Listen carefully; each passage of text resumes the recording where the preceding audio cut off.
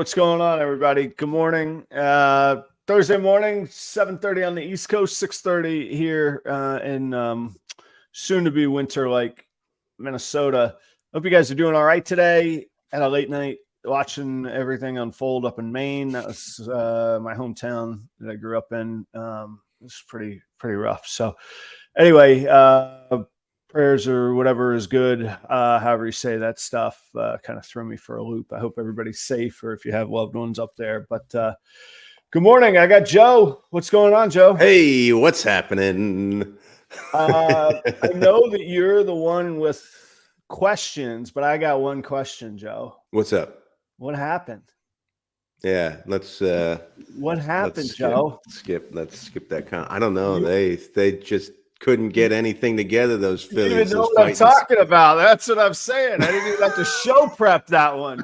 You guys were up. You were up 2-0. You were the chosen ones. Oh my Bryce gosh. Harper just smacking them out. Oh man, what happened? There was a turning point. Yeah, and it was his name was Kimbrel. Oh man.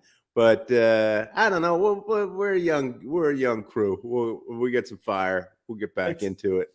It is a good team, man. I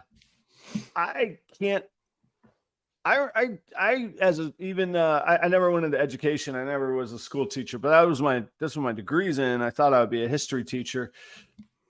I never could really get excited about a whole year process and then starting over with a whole new year process. I was like, what's the was it Sisyphus that rolls the rock up the hill endlessly? Yeah. I was like, that's just signing up to do that. Like that's a parable for hell, isn't it? Like what?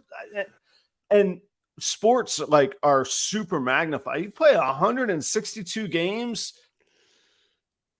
Right. And you get that close, and now you got to start over. That's a tough one, man. Yeah, that's why those stories about like those veterans who are, who have been good, but they've never won a World Series or a Super Bowl, or I love the story of Kimo Timonen, who was on the Flyers, the Philadelphia Flyers, just a guy who was like a defenseman who was beloved around the league. He played for the Flyers, traded at the deadline to the Blackhawks, who were in contention, and played with the Blackhawks just for a few months. They won the cup, and that was the first guy to hoist the cup.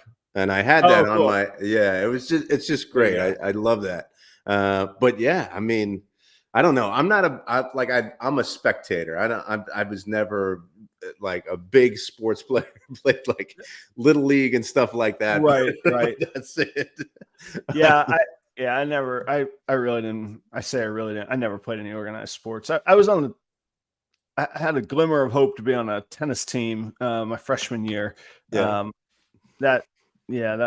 That was as far as it ever got. I was not very inclined first athletically, and I didn't have like the discipline to be athletic at all. And that didn't really come until like later in life. And I'm still not that disciplined. What am I talking about? But yeah, I was not blessed with the physique to be a hockey enforcer. Let's say that was never in the cards for me. So, well, yeah. And I was always too silly too. I remember there was like when the coach, I tried out for basketball when I was in my freshman year, and he got really excited about something. He was really yelling at us, and I started to laugh because it was so. You're like, what are you going to hit me, old man? Why are you yelling? I don't know. Right. You're yelling. You're grabbing your genitals. This is not me. Yeah, but yeah, to your point, like the veterans that the sports veterans, not military, the sports veterans that, like, can you imagine being Dan Marino, well regarded as one of the greatest of all time, didn't win nothing. Yeah. Oh my gosh. Nothing. Yeah. Terrible. Got to be brutal, right? That's rough. Yeah. Oh, yeah. I think these. I don't know. I think at some point, Harper's got to win. I mean, he's fantastic. He's a beast. He's what, multi-time or single-time NL MVP. I mean, he's fantastic. By all accounts, he's great for the city and everything. So when sorry. I was excited for him. You know, there was like this. We were talking about the prices were $300 for standing room only versus flying to Arizona for cheaper round trip. And you sent me after you sent me, and I considered, but guys, I looked up, I planned out Joe's trip of how he was going to get there, and you could say that was the turning point when you. Oh, I'm glad I didn't go. Yeah. No, it was because you didn't go. It's on your shoulders, Joe. Yeah, isn't that the spectator's ego, right? Like you got to do certain things. Right. And yeah, I've never heard it put that way, but yeah, that's the most ridiculous thoughts possible are that you could have had something to do with it, right? Where's so when is Tampa Repticon? Where do you? Is there like a one website where all of these things are? No. Or is it just in the? Maybe that's a way to communicate with people. Is that maybe there's one thing where look at all of these shows that are happening. Yeah, there's actually, and I should give a shout out to this person anyway. Holly at Texoma Exotics, she does like a calendar of like podcasts, and so she was kind enough to put me on that. I also did, if you guys didn't see it, I did a show with, I was on her show last night. She did a really, really kind cancer awareness show within our community. Stan and Tiffany were on last night. I don't want to rehash all of that. And I go from really focusing on cancer to really not focusing on cancer because I don't know how it affects the people that are affected. I know how cancer affected my life and my family, and we went through that last night. But I just want to, we gave some love to Stan and Tiffany, and hopefully anybody else in the community that the cancer's touched. So go check it out. It was a nice show. But Holly does some calendars like that. That would there's probably a central somebody that's doing the lists. But anyway, I don't know the date of it. But Joe, here's a thought. I still own a table at the Tampa Repticon. So if you ever wanted to go and just like represent, you could go and represent for like $10 just walking in the door. But Shannon will be at the, if you guys go on the Repticon Tampa show, you'll see there's a Proper Royals table. Shannon will be there vending. Green Dragon Brokers, go check him out.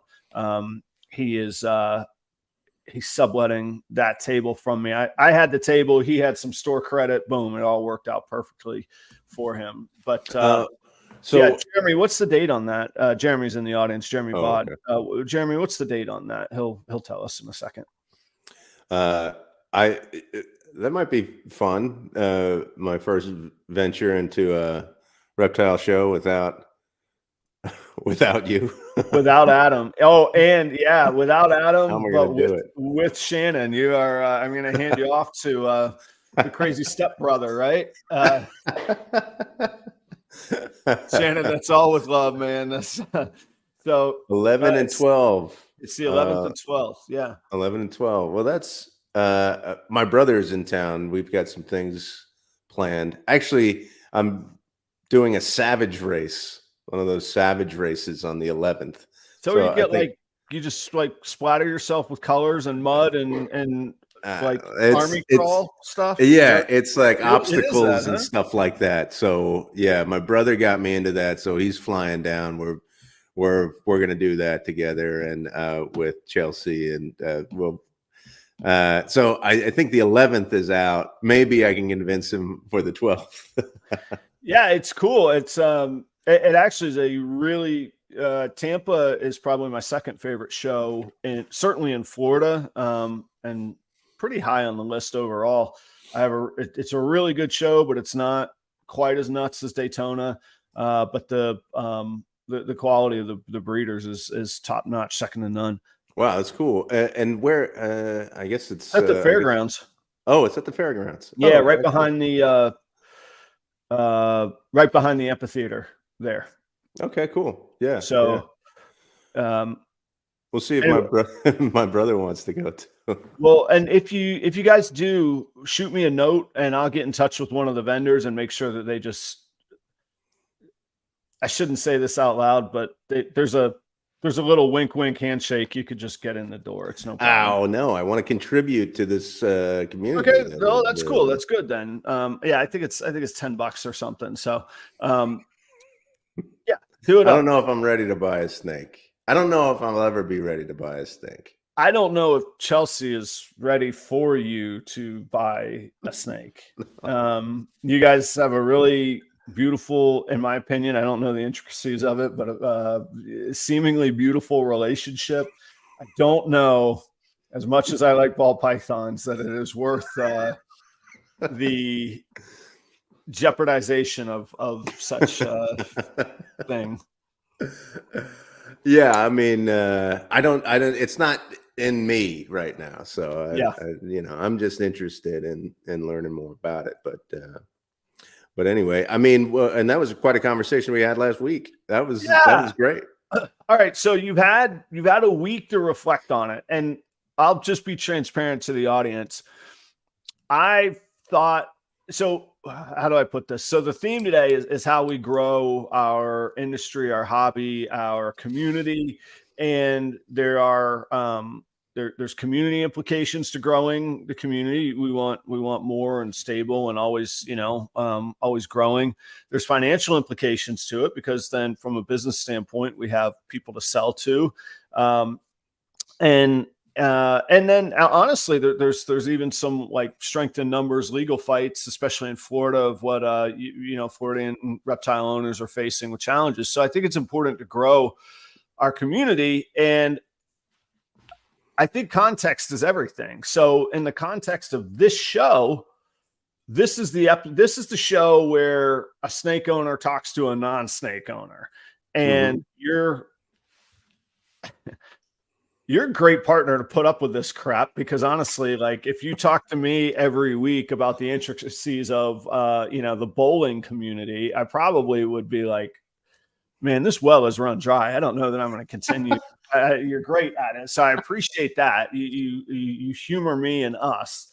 But what I got thinking was, in the context of those settings, so my Tuesday night show is like a really nerdy deep dive for breeders, for existing community members. And what I wanted to tie into was the comments are a good hook. That's like the clickbaity thumbnail. We'll talk about the comments, but I'm not going to sit here and like psychoanalyze and go to a therapy session on the comments. And the comments were great. They were all technically correct. My thought got to be, though, we can't have a new person who goes from, hey, that's a cool yellow and white snake, to, well, yeah, in the Punnett Square, we had a 25% odds of hitting that because of recessives. And actually there's dominance, but there's this other thing called codominance, but don't call them codominance unless it's really a codominant, because otherwise you're a dummy. And sometimes there's an act like a super and it's allelic. Like, you're going to run people off. It's not going to grow anything. Like, it's got to be consumable and it's got to be exciting. And I got thinking about it and I was like, guys, you're all right. But those are Tuesday night show comments. The Thursday morning show, like, sorry, I had this whole rant, bottled up for this week.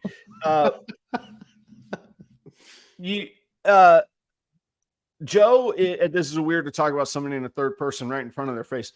Joe has a master's degree in theology. That tells me a few things. It tells me he's intelligent. It tells me he has a curiosity to understand and to try and seek some truth. And he's a really, really good friend of mine. So he's probably going to be patient with whatever I'm pitching to him. So very patient. Yeah, the stage is set for you to want to absorb this, and that you have the intellectual capability, you have the curiosity, and audience. So it's not because Joe is a dummy. There was a great big hurdle to get over one copy of a dominant.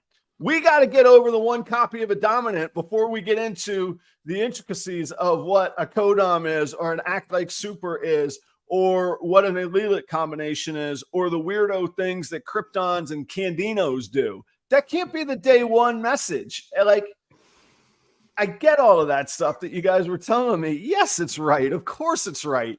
That wasn't the time for Joe right then. Like, if you go down that road, people are going to go, man, I just thought that was a cool yellow snake. Never mind. Let's talk about the Phillies. Like, that's how that conversation is going to go. They got to. I basically come here for the Phillies talk. That's what like you can't let them drink from the fountain. Don't waterboard them with the information. Like, all he wanted to do was run out of the room. Maybe not Joe, but like, people are going to want to run out of the room. So that's my theme. That's how I tied it all together. And here's why I'm so passionate about it. First, I like the industry and I like what we do, and I care deeply about what we do for a number of reasons. But in my heart and in my life, I hate snobbery. I've been subjected to snobbery. I've been subjected to people treating me as the outsider or the other or the not cool kid all my life. And so maybe I probably have a tighter like resistance to that. But I had a career in high-end culinary world. I strolled around in a suit and a bow tie. I'm a certified sommelier, smell all the wine and all of that. Those are all slippery slopes for snobbery. And what happens is you start driving people away. And the best analogy I could think of is being in a high-end restaurant and a customer who is paying going, bring me some ice with my, with my Chardonnay. Mm-hmm. 9 out of 10 sommeliers are going to absolutely make them feel like dirt for doing that. That customer is not going to come back. They're not going to learn to enjoy the beauty of wine the way that we would want them to. Instead of seeing it as a starting point, they're in your restaurant. They're drinking the wine. They're paying for the money. Give them an ice cube. So what? Mm-hmm. And then maybe set the stage for, you got to taste this with the right dish in the right setting, and then you get the information. Sorry, there's my rant, Joe. Well, what say you? To be fair, I was asking some questions that would lead to, some. I think that would probably lead within the community to have some debate. And I understand that. That's, I understand when you enter into something that is so, I don't know. I want to use this word niche. Yeah. Niche community. But I don't know if that's condescending. No, it's not. No, okay. It's definitely a niche, and it's definitely, because when you're in a niche community, it becomes, I think it can very easily become a part of your identity. So it's personal. It gets personal, especially when you're stepping outside of what mainstream is. Yeah. And you're stepping outside of that and you're going, I just love reptiles. This is fantastic. And you get into it now. And I think it becomes a part of your, kind of who you are. And like, I'm identifying with this community, this lifestyle, or this group of people. Right. And so I understand, as somebody who's outside, and in particular, I have a dog. I don't have reptiles. I have a dog, which is more mainstream. So if I know that getting into this niche community that's outside the mainstream, there's going to be those internal, like, oh, wait a second, hang on a second here, which actually is very attractive to me. That's really, I like that kind of back and forth, because none of this is decided. Everybody's learning. Everybody's learning from each other and having these debates. I think what really turns me off is and this didn't happen at all, what really turns me off is like when people go, that's it, this is the way it is, that's all, that's Yeah. and because that shuts down then learning, that shuts down uh debate and everything. So, and I think that's a lot of how we talk about everything, because that's true. Yeah, the tribes. Yeah, this is because we're programmed. I think we even touched on this. We're programmed to know, or that think that we should know every single thing. And when we've got to have a decision made, and we've got to know exactly what to say, and it's not good for us to not know or to be challenged on a way of thinking. So I like that. As long as there's a reciprocal, here's what I would say, what would you say, and I'm going to listen to you, instead of this is the way that it is, this is the way that it is. Yeah, and there's a mix of a few thoughts in my head. There's a mix of science and art. So the science is what it is, and we actually should guard that safely. We can leave room for evolution and new understanding, but science as we understand it should be delivered in that way. The artistry of what we're creating and what we like better and who loves what color pattern, contrast and that sort of thing, that is up for great debate. I should say, and full credit to this audience and this community, opposite of my whole little rant is, you're right. There's a nuance in there. It wasn't, no part of it was Joe's a dummy, get out of here. It was, no, tell him about this. No, tell him about this. No, he's got to understand this. Right. You haven't gotten to that. And I'm like, I thought it was great. I thought it was amazing. I was like, man, we're on unit 1, day 1, guys. Like, let's ease into this here. I thought it was really cool how we have this conversation, and it's a more in-depth conversation about what reptile breeders think about and talk about. And I thought I felt like more on the inside than ever before, and because you're getting into language. I was getting into language, and I think language there's a reciprocal relationship. I've used that now twice.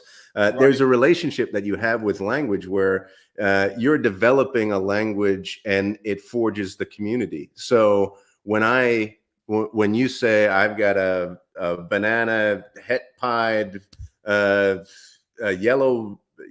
belly. Yellow belly, there you go, man. Yeah, all right. And there's people that understand that and know what that means. You're forging a community there where only those people know what you're talking about. So that's the gatekeeperism, man. Like you better, like, we joke at shows, like even this weekend, I heard somebody say, it might've been me who said it.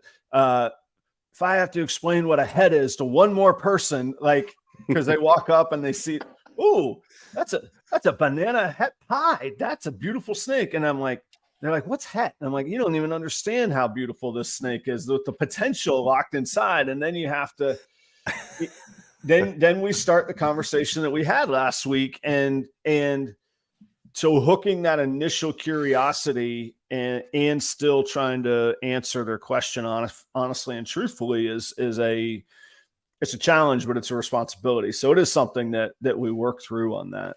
And the other thing is what really hooked me, and we're going to have to talk about this again, because like I said, because I think this show may work because I have a terrible memory. And I'm not a breeder. So I'm going to ask right. Those questions again. Well, and that was a steep learning curve of information that we were on a time clock, and truly in a lecture hall, that would have been 2, 3, 4 sessions of reiteration of understanding, comprehension, What really hooked me was the practical nature of what you were talking about, what everyone was talking about. How so? all of these the words that you were using to describe a snake, but not just the python, but what happens genetically. Okay. But also, like, I think we texted you, or we texted after, and you sent me a picture, Yeah. and you said, this is a blank, blank, blank, blank, blank. And I said, okay, circle the parts of the snake. Oh, that was pretty cool. Yeah, I'll share Yeah. that with everybody. I thought you were talking about the picture of the screenshots that I sent when, like, No. 38 minutes, you Now, know, that was 7:38 Central Time. I'm just getting bombarded with, like, you didn't talk about this. And I'm like, yeah, I know. That's 4 weeks later that we're going to talk about that. That's the passion of the niche community, right? I love that. That's the passion of the niche community. Let me see if I can share that picture that you're talking about, because actually that was a fun exercise. Go ahead with it while I'm looking, though. But so I think you said you sent me a picture, and then you mentioned the name of it, and I said, okay, circle the parts of the snake that make it a pied yellow belly banana, and I think you got it. Pastel would be the last one. Yeah, pastel. Pied. We did a pied yellow belly. We did a yellow belly, and for I don't know there's no set order of what should go first and not, but for whatever reason, I generally put the recessive last. So I would, and conversationally within the community, I would call that a banana pastel yellow belly pied is what I would call it. Okay. And so I said, circle the areas that make it pastel, circle the area that makes it yellow belly, circle the areas. So I really like the practical. I think that's how you can hook people, is the practical, the practicality of a niche that you have. So with one, like you said, wine, like, people just like drinking wine, you know, right? So just enjoy the wine. They don't have to hear about the grapes and the things and right away. But as they start to enjoy wine, they can go, okay, well, why is this wine different from that wine? And then you can learn that way. So I think communicating with somebody outside of a niche community is really starting with the practicalities, these practical things about, how a snake looks, and like almost like the easy victories. So I've been saying for a long time, but I usually don't dive into it because it can be so overwhelming. But the analogies of studying wine to studying the results of genetics and snakes is right on par. I mean, the exercises that I did in studying wine really, really helped me as a framework for snakes. By the way, my Mac is set to not have permissions to share a particular screen. And if I wanted to share a screen, it's going to take me away and reload when I set the preferences. So I don't have a way to share that right now. I think everybody understands it. My idea was, okay, we had this conversation about what all of these different things are.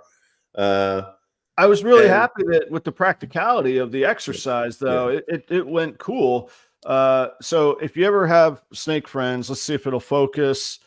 You can only see one circle, but there's actually 4 circles drawn on there. It's not going to focus. Put it over my face, will it? Maybe.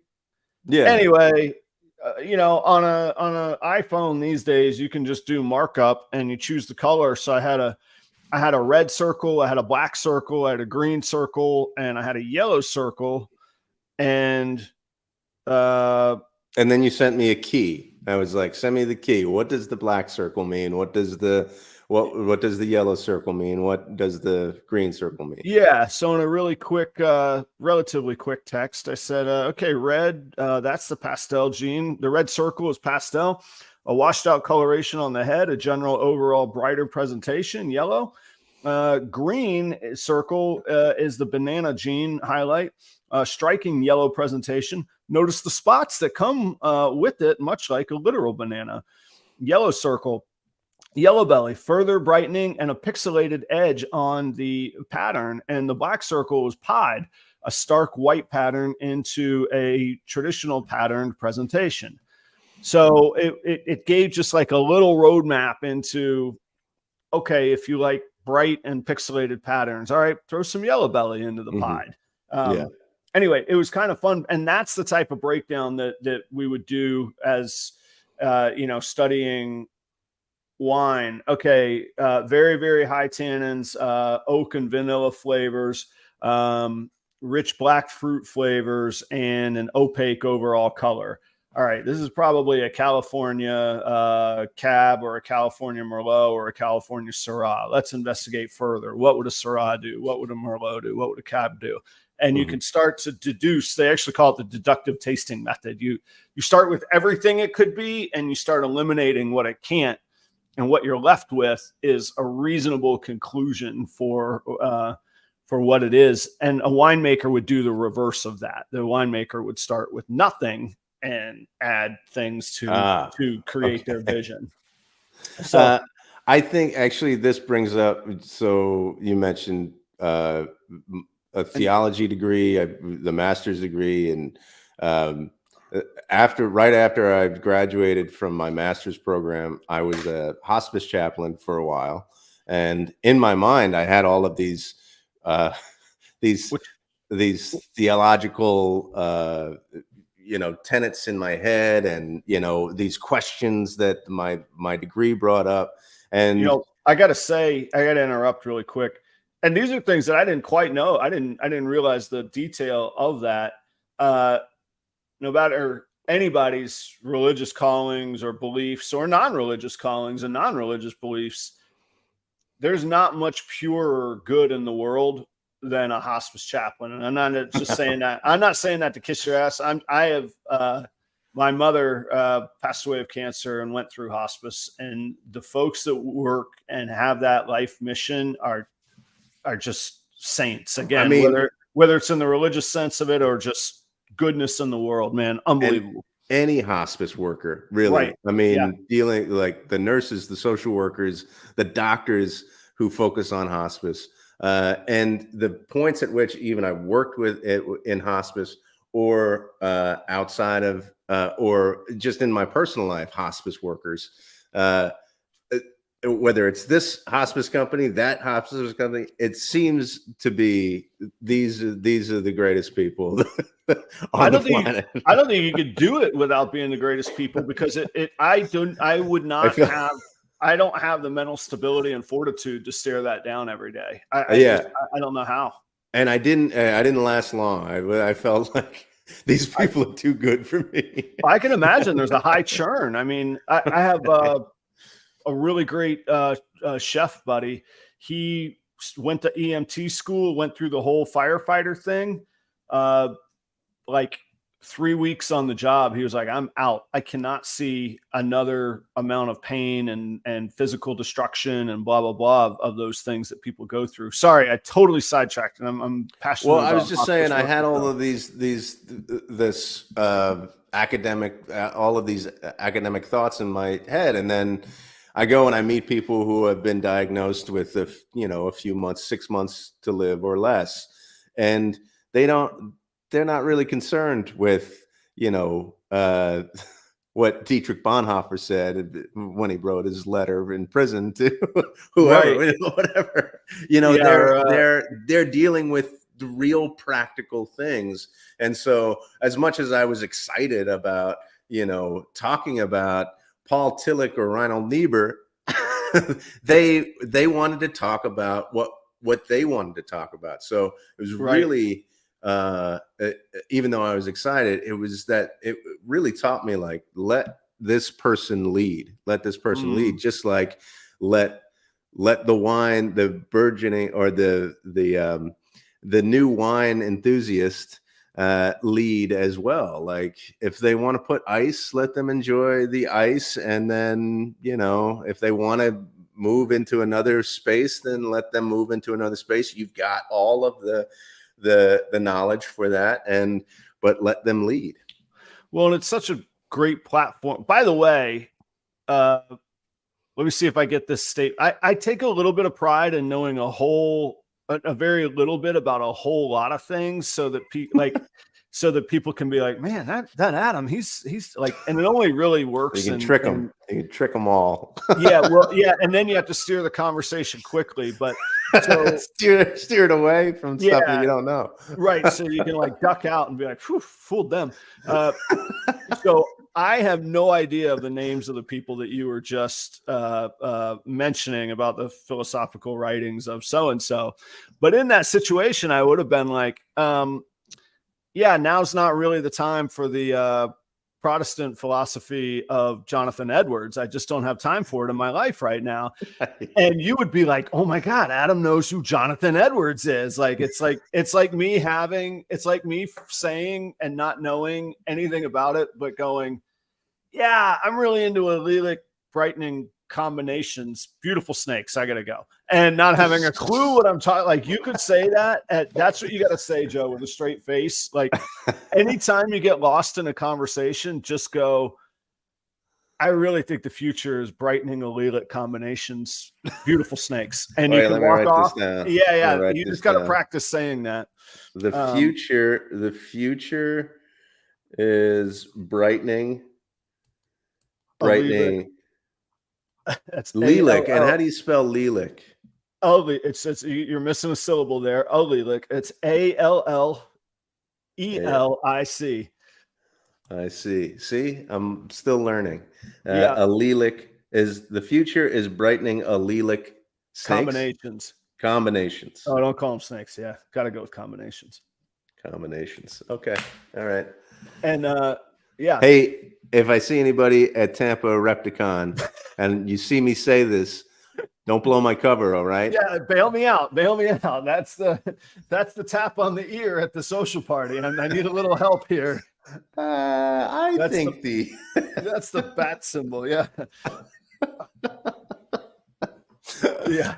I had an incredibly pompous. He's a good friend, but he knows he's pompous. I had a really good GM. And it's not the guy that I adore that I still kind of keep as my business mentor. But anyway, the guy, he would be totally aloof in a business meeting, and somebody would ask him something, and he would just be like, I'm not disenfranchised by the idea. And he would have that was code for he has no idea what's going on and he wants to wrap the meeting up. That's me, like, I'm not disenfranchised by the idea.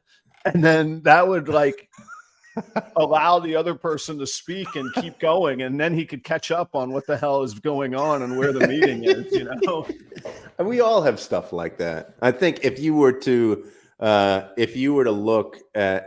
read or watch last week's show, there's probably some things that I did in there that were similar.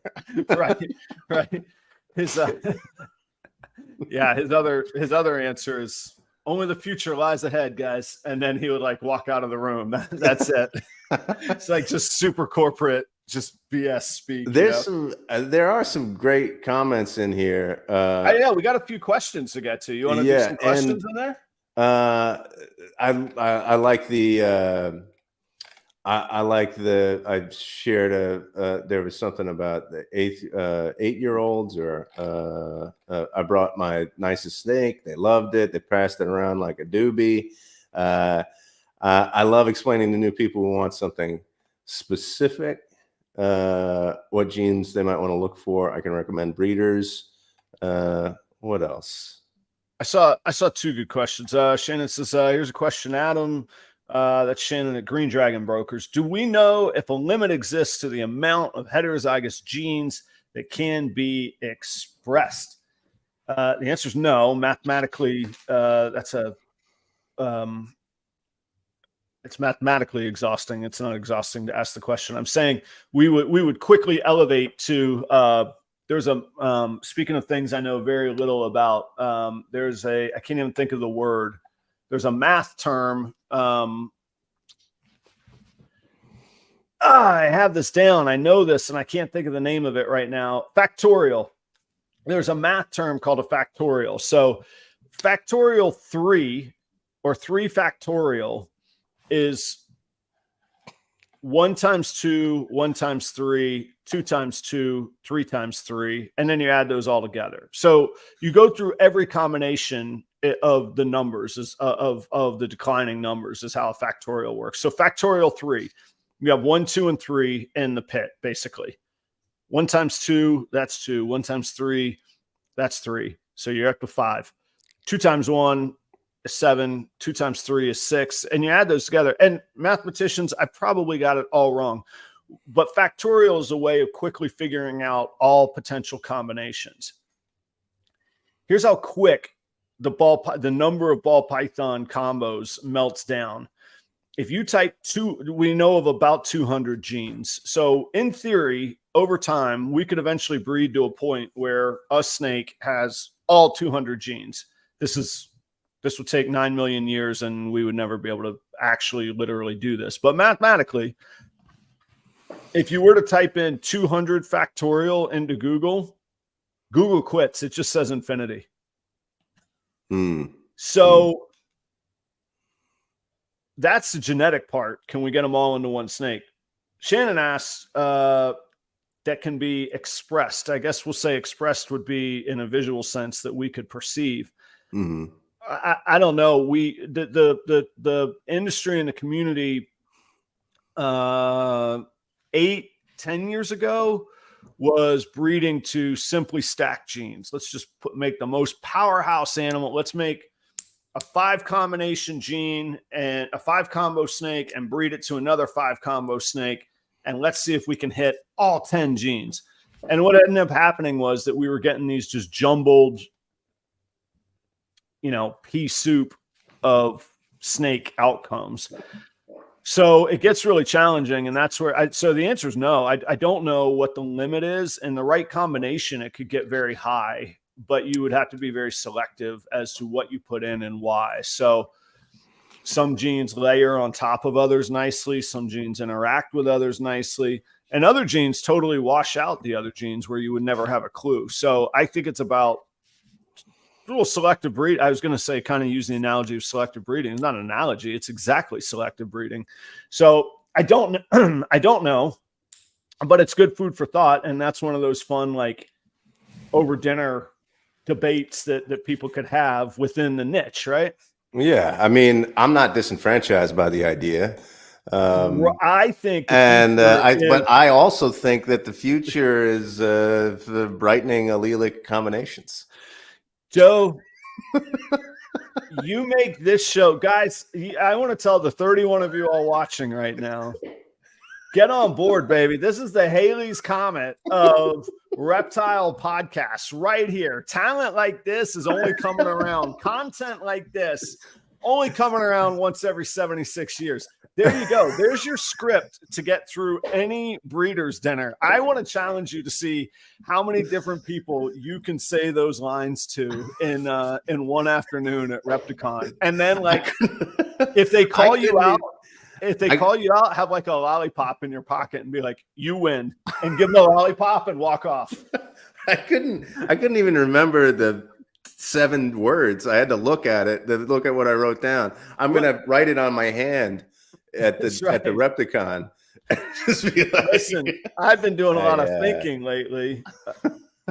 I think allelic combinations with brightening effects are the future. But I'm not disenfranchised by your thoughts and ideas. This is not how you grow the community, by the way. Feeding people BS and patronizing them is not how you grow the community. That is snobbery at its highest. I love explaining to people who want something specific what genes they might want to look for. I can recommend breeders that work with projects to go from there. I also like the one question Leviathan stakes. How do we grow the hobby responsibly? Reptile focused content will pretty much only appeal to those already interested in reptiles. Yeah, there's a danger in preaching to the choir, and I guess that's sort of why I wouldn't say riled up, but why it struck a nerve last week, because I was like, guys, this is just reptile speak. This is we got to make it so that it's accessible to the masses. You know, you got to do power to the people. Blah blah blah. So like, I was just thinking of Joe. You'll appreciate this. Your partner Chelsea is she's a doctor. She's a PhD. My wife is a master's degree. My wife works in academia. Chelsea is a professor. Kelly comes home and there's like these academic philosophical, like I used to come home and be like amped up from like, we killed it. We served, 400 people tonight. Ticket times were amazing. Everybody was on point. Boom, boom, boom. And she would be like, why are you yelling? And I'm like, because it's good. You're yelling. And she comes home that way talking about academic debates. And I'm like, why are you yelling? This has nothing to do with this is, if you say vis-a-vis one more time or through the framework of, I don't know what vis-a-vis means. That's when I go into, I'm not disenfranchised by the, I don't know. It's not me. So I think, and what I'm saying is, I think you have to speak, you have to, and you nailed it earlier. You got to let people come to it, but you got to let them ride the wave of joy when they see the banana, not try and explain to them why, a double het monsoon pied is the future and that you're so excited because they're going to be like, well, that's a brown snake, man. That's not that exciting. Like, so and I think about that a lot. That was part of the reason why I was excited.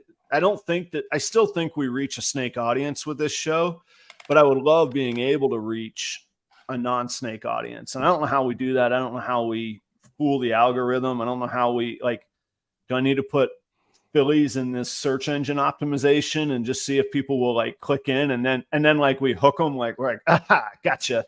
We actually talk about snakes. Well, we do have a non-snake person on here. My buddy who lives in Boston. He's here because I'm getting texts. Allelic, you dumb duck. And I don't think he meant duck. Right, it's early though. His spell check is still a little bit asleep.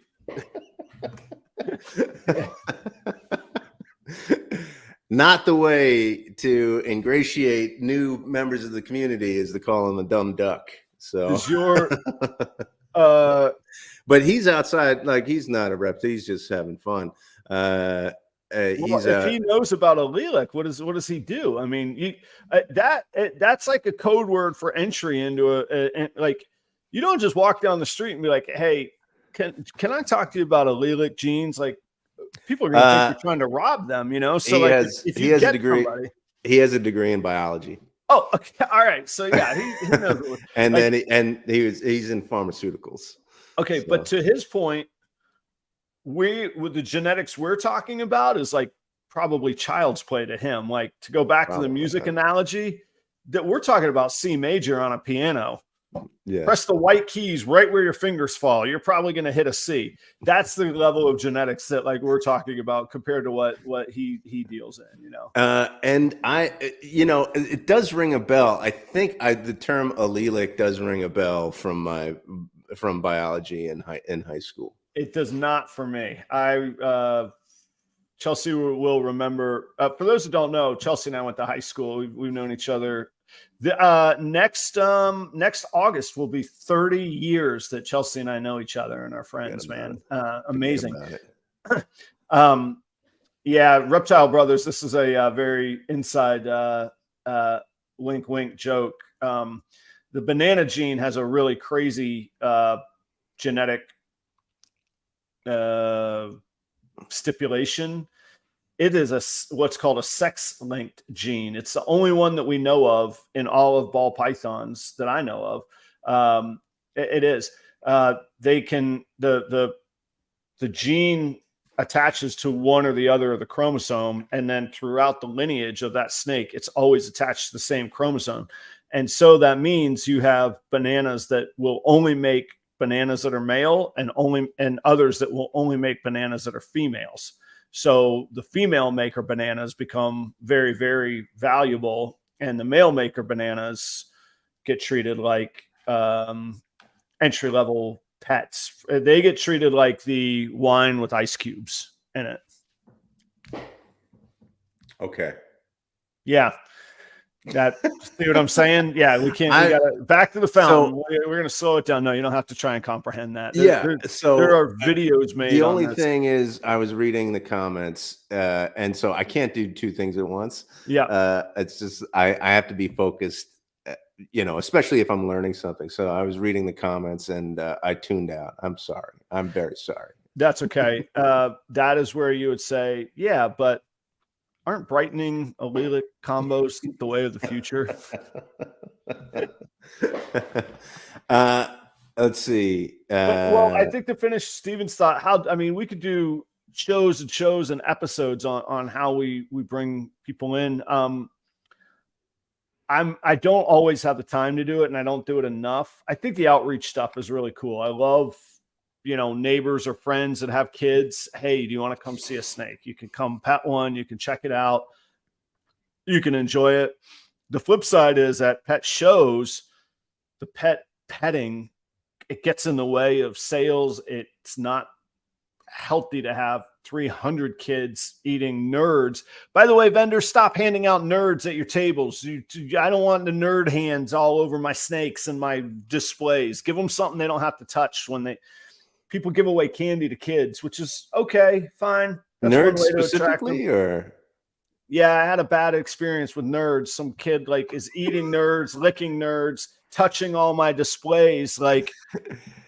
Haven't we all had bad experiences with nerds? Yeah, give them the stuff that they can eat without touching if you insist on giving them candy, guys. Joe, I think you and you might have to come on the Tuesday night show. I think we need a Festivus roundtable coming up where we air grievances, and we can have vendors that sign up for a 30-second airing of grievance, and you, as with your chaplain-esque hat, can be our you can tell us it's a safe space and it's okay. Maybe even play a little soothing music in the background on a little, a couple major notes on the white keys. I think it would be fantastic to. Would you do that in December? Yeah, I would be willing, if everybody would be willing to practice active listening. I hear that you are feeling this way because of this reason. That's right. Everybody has to practice. Number one on my list of grievances that people are going to hear about is other vendors that give kids nerds and send them my way. I've had enough. 2024, that's over. I didn't know nerds were such a. So what happened? So they mixed with what happened? Okay, so let me set the scene. I'm at a show and it's great. A ton of people through the door. It's parents with kids on a Sunday afternoon with nothing better to do. Let's go look at some cool reptiles. And they don't understand through marketing that really, hey, we're trying to sell these reptiles. A lot of the parents come thinking, hey, we just get to see cool things, and they're going to let us hold a chameleon and let us hold a ball python. And then it spreads like wildfire. You get packs of 8 kids that are like, can we hold a snake? And you're just inundated with them. And some vendors have like a candy bucket because that's how they hook them. It's just like the dude with the creepy van. It all starts with a piece of chocolate, So they're hooking them here's a piece of chocolate, kiddo. Look at a banana ball python. You're gonna love it. And I don't do that. It's okay. It's just not my thing. But then they give them these candies that just get everywhere. You can't give a 6-year-old candy and nerds. And then he comes to my table and I get purple smears all over, and I have to be the bad guy. All over that nice looking glass and everything. Yeah. Right? And then the kid goes, can I hold a snake? And I go, not a chance in hell.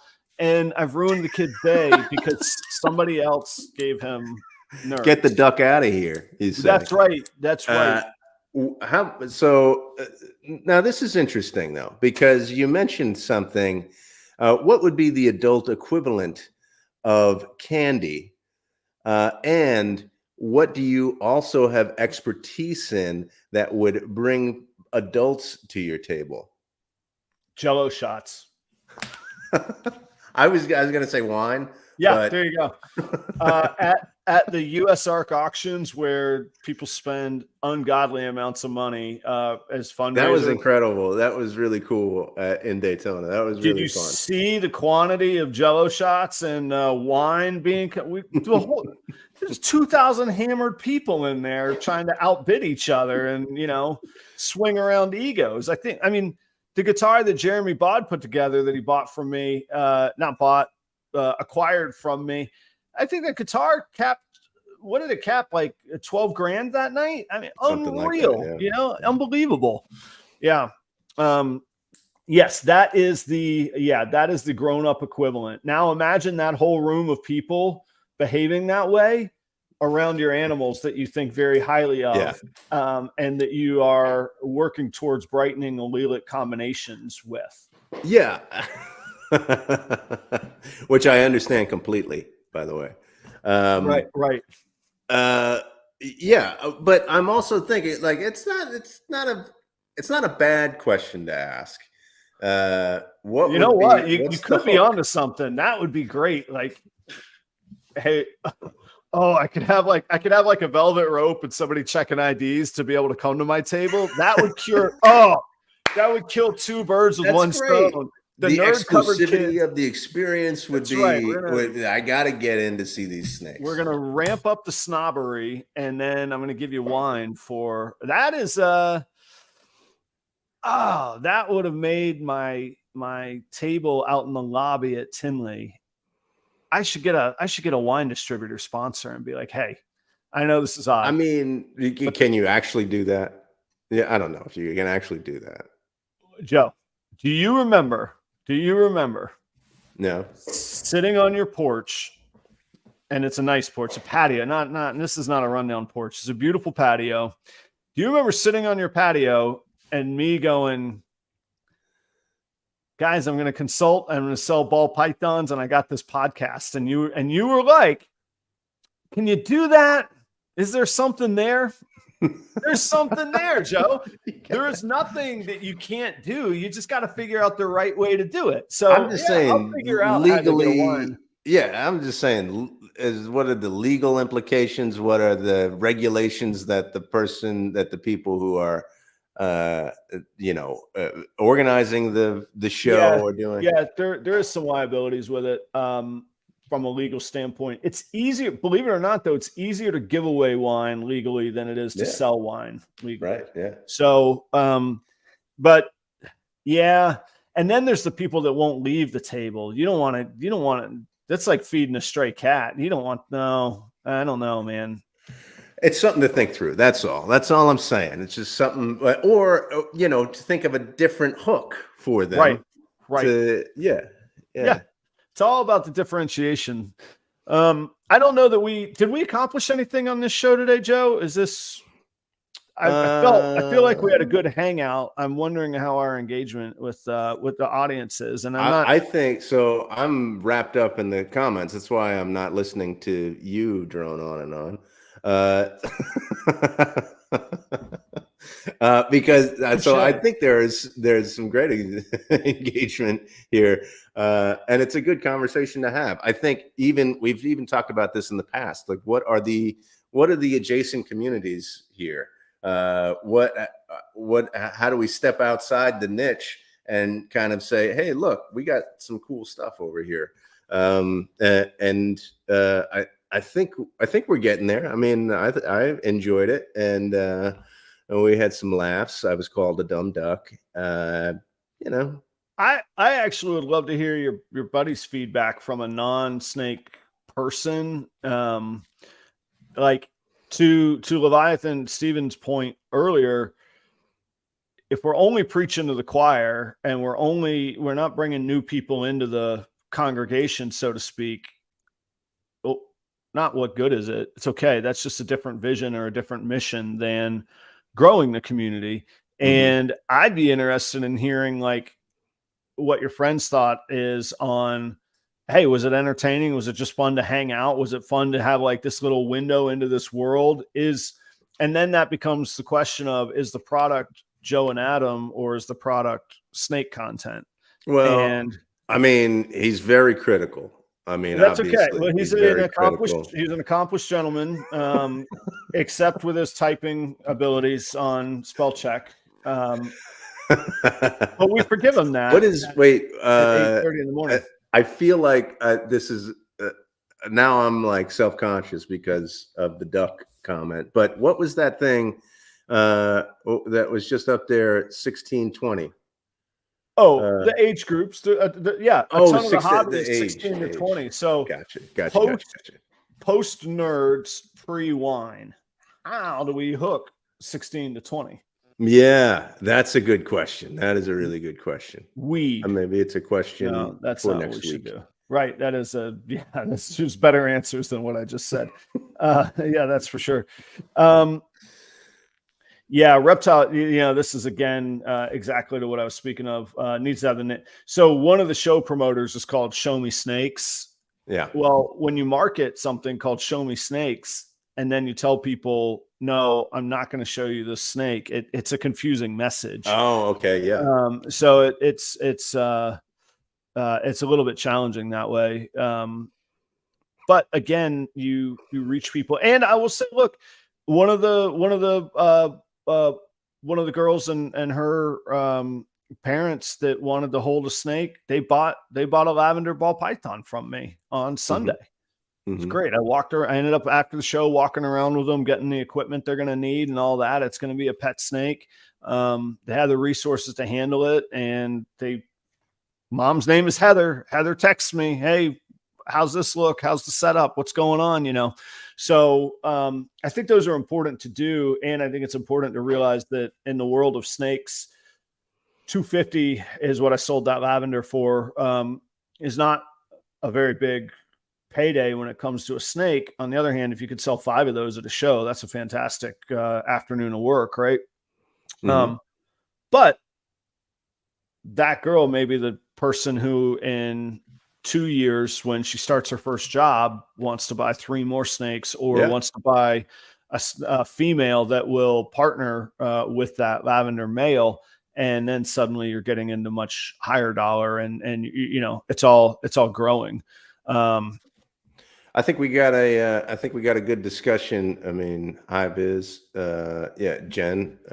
I think that's a great discussion. Let's talk about that. Let's continue to talk about that next week, and you get some feedback from the people who dial in here. Yeah. And I'll see what my buddy thinks of it. My buddy Jack. I really am curious, because I've always wanted to differentiate the show. Otherwise, why do 2 shows? Just do one really, really good show, right? Yeah. So it's got to be a different show, and it can't be.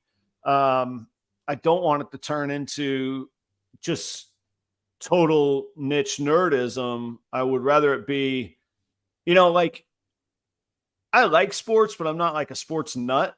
But I think that Get Up show with Greeny in the morning on ESPN is fantastic. There's enough of a mix of sort of banter, friends hanging out. Of course, it's a sports show, and I do follow it, but there's enough like social, just fun. It's almost like it's like the sports version of pop music. You don't have to be a total nut about. That's a good way to put it. We're the Taylor Swift of the reptile industry right here, baby. Good old fashioned pop music, reptile content. Can other people get into that? And is that a way to get people into the community? Sure. Yeah. Yeah. I'm just philosophically, rhetorically, just rambling out loud. Thoughts without him. I'm not disenfranchised by the idea. There it is. That's where we got to end it. I think so. Joe, if you think you're going to go to Repticon, we'll make sure that you're welcomed, and people look out for you. But yeah, a lot of people in the audience will be at that Tampa Repticon. That's a big show in Tampa. It's a great show. You should consider going. I know your buddy will be in town. See if you can convince him to just be like, look, man, believe it or not, I'm kind of big in this circle. Like, let's go check this out. I don't know if I'm big in this circle. You'd be like, I'm big in general, but be like, people are going to know me. Yeah. Yeah, you're big in Asia, man. People are gonna know me. People are gonna know me, Bob. Well, let me tell you, Bob. We gotta go hang out here. I gotta go speak to my people real quickly. But when you hear me say something about a lilac, just know we're hitting the door. That means we're the hell out of there. We're getting the duck out of there. All right. All right. Well, listen, before we wrap up, I got a special show. Normally it's on Tuesday nights. This week will be a special episode on Monday night because of Halloween. I'm not a smart guy, but I know better than to go up against Halloween on the Tuesday night. So we're going to go Monday night. Steven from Leviathan Snakes will be on with the one and only Chris Eaton, the fat man himself, will be on the show. That's what he calls himself, Joe. Don't worry. I'm not picking on anybody. It's a beautiful. Oh, you're old enough to know. It's a beautiful name. His channel is called Snakes and the Fat Man. That's wild. That's wild, right? That you brought that up because I'm just getting into The Sopranos. Okay. And I didn't really like it. I tried it a few times, and now I'm watching it. And the guy, Joe Penny, is in The Sopranos. And I was like, I've never seen this guy outside of Jake and the Fat Man. Well, there you go. So you get Snakes and the Fat Man. That's Chris great. Eaton. He and Steven will be on the show. Steven filmed a documentary on sort of the history of this little niche of the hobby of the reptile industry as a whole. Small breeders starting out, sort of making it big, those that don't make it big, what it takes to make it. So they're going to release that documentary in December 1st, I believe. And they're going to start their big promo tour on Proper Royals Live on Monday night, special episode October 30th, same place and same time as usual, 8 p.m. Eastern, and on the YouTube channel. So check it out. It's a cool show. Some people are very interested that Chris and I are working together. We won't even dive into why all the implications of that, but we have different shows that run at the same time slot on Tuesday night. So Monday turned out to be a great opportunity for us to work together. So tune in, everybody. Joe, what's good this week? What are you doing? What are you going to go have fun on? Take us out of here. No fun planned. Aiden's having some friends over on okay. Friday night. That's yeah. About it. Nothing all right. The Bills are playing tonight. We'll watch that. That'll be fun. I want you to check out. There's one comment. There's one question about your about rodent breeding in the chat. So check that out and answer that. Get back to that person. Make sure that was followed up on. That was our man. That's our man in South Africa, believe it or not, tuning in.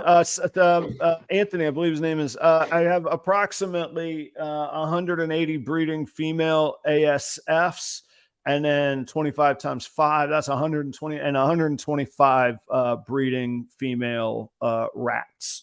So, little over 300 breeding females. So 10 offspring a month. They'll have a lot more than that, but some of them won't have any. So I average it at 10. So we're looking at producing about 3,000 rodents a month.